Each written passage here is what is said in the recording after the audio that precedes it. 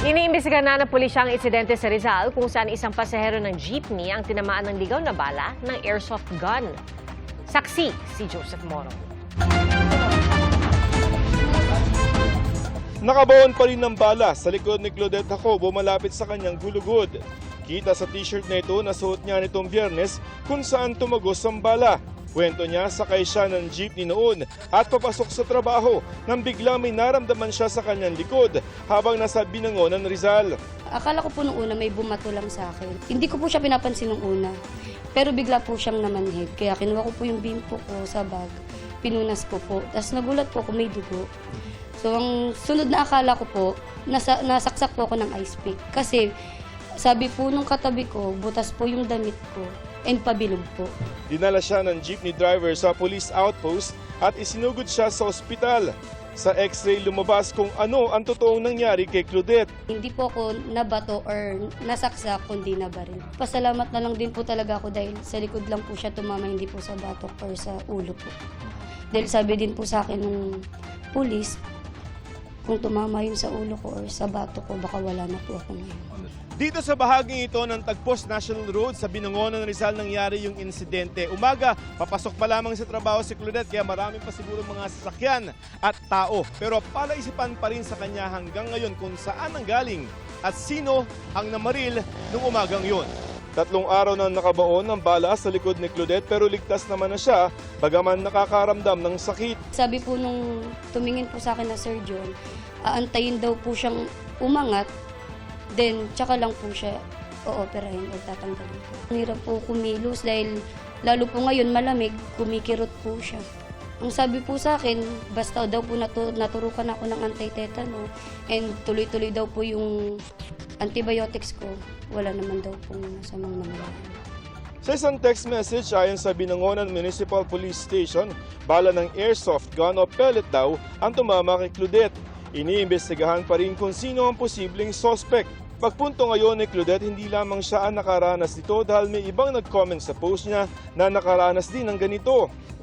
May isang 17 naman tinamaan nitong Marso lamang sa Angono, Rizal. May isang nag-post tungkol sa kapatid niyang tinamaan noong nakaraang salubong sa bagong taon na hindi pa umaangat ang bala ng airsoft. Dahil sa Binangonan din nangyari na nawagan sila sa munisipyo na mangumpiska ng airgun. Baka may mga nantitrip. Ang pakiusap ko po na sana mabigyan po ng hustisya yung nangyari po sa akin. Hinihingan pa namin ng pahayag ang munisipyo ng Binangonan. Para sa GMA Integrated News, ako si Joseph Morong, ang inyong saksi. Wala ng bagyo pero asahan pa rin ang mga pag-ulan sa ilang bahagi ng bansa bukas. Naka-aapekto pa rin sa ilang lugar ang low pressure area na dating bagyong Wilma. Muling namataan ang LPA sa layong 100 kilometers timog silangan ng Puerto Princesa City sa Palawan. Ayon sa Pag-asa, posible na itong malusaw sa mga susunod na oras o araw. Umiiral din sa bansa ang amihan, easterlies at shear line. At base sa datos ng Metro Weather, umaga bukas, maulan na agad sa malaking bahagi ng Northern at Central Luzon, lalo na sa Cagayan, Isabela, Quirino at Aurora. May kalat-kalat na ulan din sa Mindoro Provinces at Palawan. Papatuloy po yan sa hapon at may mga pag-ulan na rin sa malaking bahagi ng Mindanao. At may chance rin na ulan sa ilang bahagi ng Metro Manila bukas. Nanindigan na isang mambabatas na hindi palusot sa usapin ng impeachment si Vice President Sara Duterte. Tinawag naman ng Vice Presidente na budget-driven racket ang impeachment. Saksi si Tina Panganiban Perez.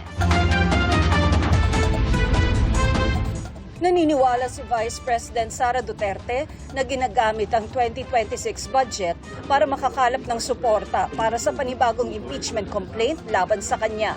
Parehoan niya ito sa ibinulgar ng ilang mambabatas na may mga kongresistang pinangakuan ng mga alokasyon sa budget ang mga pipirma sa impeachment complaint laban sa kanya. Ang alokasyon kapalit ng pirma, ginagamit na naman anyang taktika bago ipasa ang 2026 budget.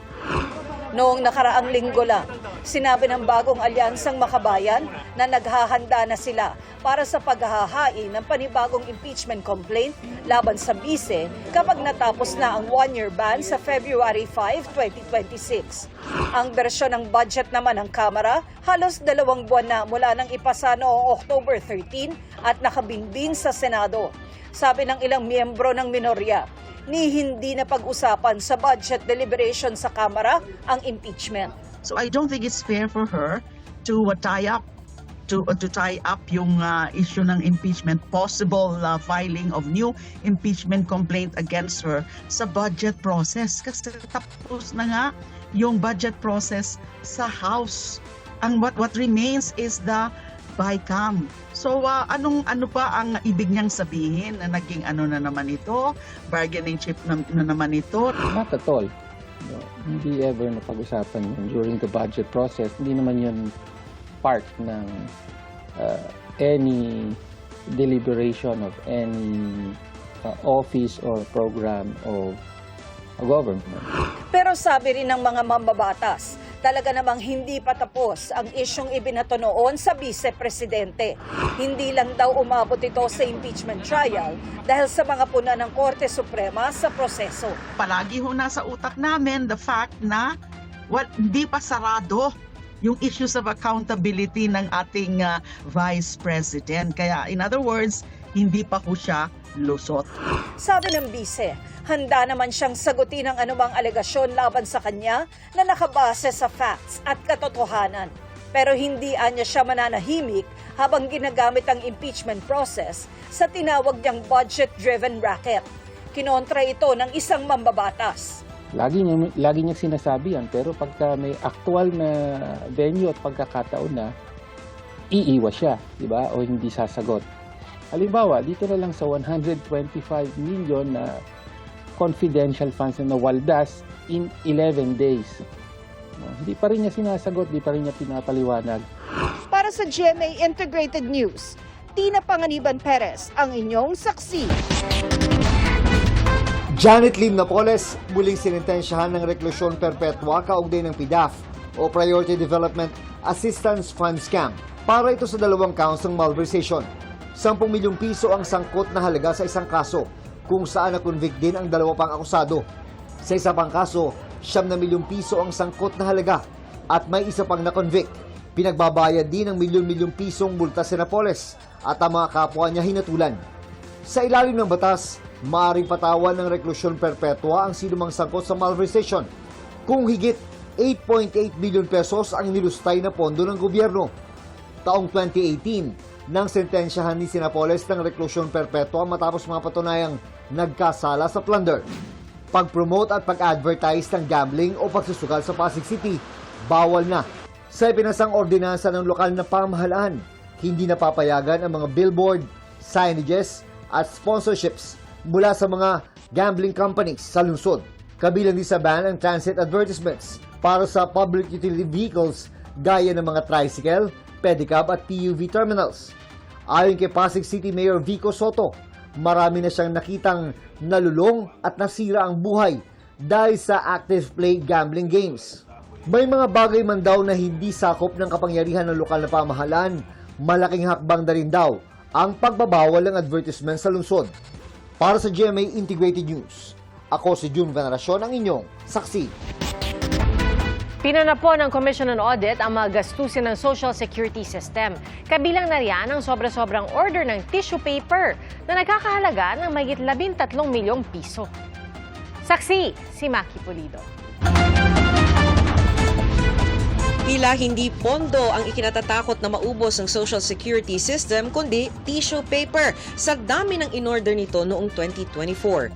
Sa audit report ng COA o Commission on Audit, mahigit 140,000 rolyo ng tissue paper ang in-order ng SSS na nagkakahalaga ng halos 13.2 million pesos. Sobra pa ito sa 2 buwang supply na kailangan ng SSS. Sa sobrang dami ng supply, hindi ito nagkasya sa kanilang bodega. Ayon sa COA, mahigit 116,000 rolyo ng tissue paper ang nasa bodega pa ng mga supplier na batay lang sa verbal agreement at wala man lang pinirmahan kaugnay sa pag-iimbak. Sabi ng COA, malinaw itong paglabag sa patakaran sa mga transaksyon at operasyon ng gobyerno. Puna ng mga state auditor, may panganib na mawala o masira ang 100,000 tissue paper at indikasyong di na pagplanuhan ng maayos ang procurement. Nakahihinayang, lalo kung masayang. Lalo't sa 6,548 pesos na monthly average pension ng SSS, ang pinambili ng tissue paper ay katumbas ng isang buwang pensyon ng nasa 2,000 pensioner. Kung funeral benefit naman, hanggang mahigit 600 yumaong miyembro ang maaaring matulungan. Pero kahit sa mismong funeral benefits, pinuna. Halos 300 kasi ng mga nag-claim ang kulang ang binigay na funeral benefit. Lumabas sa COA audit na may underpayment na halos 3 million pesos dahil sa hindi kompletong computation ng mga kontribusyon ng mga yumaong SSS member. Maaring naapektuhan daw nito yung entitlement o benepisyong karapatang matanggap ng mga asawa o kaanak ng mga yumaong SSS member. Kung merong nagkulang sa funeral benefit, may mga miyembro namang nakatanggap pa rin ng pensyon kahit patay na. Napuna ng mga auditor na nagbayad ang SSS ng higit 24 million pesos na pensyon para sa mga yumaong mga miyembro. Ayon sa COA, naha-highlight nito ang kahinaan sa pagbabantay sa kanilang pera para maiwasan ang pagkawala o pagkasayang ng pondo, kaya't nalalagay sa panganib ang pension fund ng SSS. Sa kabila ng mga pulang ito, sabi ng COA, sa ilalim ng Prestige Award ng SSS, binigyan nila ng 50,000 pesos cash incentive ang mahigit 6,500 na mga opisyal at empleyado na may kabuang halaga na 333 million pesos. Ipinunto ng mga auditor na batay sa CSC Memorandum Circular, maaari lamang magbigay ng pera bilang gantimpala kung may hakbang ang binigyan na nagresulta sa pagkakatipid ng pondo at ang igagawad na pera sa kanila ay hindi dapat lumampas sa 20% ng natipid. Pinasusumiti ng auditor sa SSS ang kanilang batayan. Kung hindi ay pinapasauli ang cash incentive. Giit ng SSS, meron silang mahigit 16 billion pesos na productivity-related savings. Ang incentive ay katumbas umano ng ekstrang pagsisipag ng mga empleyado kahit kulang sa tauhan. Kaya nakatipid ang SSS ng pambayad sa ekstrang tao. Hinihingi pa namin ng komento ng SSS sa iba pang mga puna ng Commission on Audit. Para sa GMA Integrated News, Maki Pulido ang inyong saksi. Nagkasa ng airstrike ang Thailand sa pinag-aagawan nilang teritoryo ng Cambodia.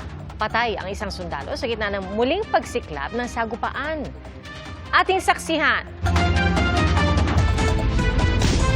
Muling tumaas ang tensyon sa pagitan ng Thailand at Cambodia matapos maglunsad ng airstrikes ang Thailand sa bahagi ng pinag-aagawang teritoryo. Ang nangyaring pag-atake kasunod ng pag-akusa ng dalawang bansa sa isa't isa ng hindi umano pagsunod sa ceasefire agreement na inareglo ni US President Donald Trump nitong Oktubre. Isang sundalo ng Thailand ang napaulat na nasawi habang 8 naman ang sugatan ayon sa tagapagsalita ng Thai Army. Ayon naman sa Cambodia Defense Ministry, 2 lokasyon nila ang inatake ng Thailand kasunod ng ilang araw umanong pang-uudyok. Giit nito, hindi pa gumaganti ang kanilang puwersa. Nauna nang sumiklab nitong Hulyo ang gulo sa pagitan ng dalawang bansa dahil sa border dispute na kumitil sa buhay ng higit 40 at nakaapekto sa 300,000 individual. Nasunog naman ang gusaling ito sa Ukraine kasunod ng ginawang drone attack ng Russia. Ayon sa gobernador ng lugar, 7 ang naitalang sugatan sa pag-atake. Agad namang inapula ng mga bumbero ang sumiklab na apoy at inilikas ang mga residenteng natrap sa loob, kabilang ang ilang alagang hayop. Pagputok ng bulkang Kilauea naman ang gumimbal sa Hawaii, USA nitong weekend. Sa time-lapse video, kita ang tuloy-tuloy na buga ng bulkan ng abo at nagbabagang lava mula sa bukang liwayway hanggang takip silim. Abot ng hanggang 100 talampakan ang taas ng nalikhang lava fountain ng bulkan. Ayon sa US Geological Survey, nagtagal ng 12 oras ang pagputok ng bulkan. Ang Kilauea Volcano ay isa sa mga tinuturing na world's most active volcanoes. Mayat-maya ang pagputok ng nasabing bulkan mula noong December 2024. Para sa GMA Integrated News, Oscar Oida ang inyong saksi. Mga kapuso, maging una sa saksi. Mag-subscribe sa GMA Integrated News sa YouTube para sa iba't ibang balita.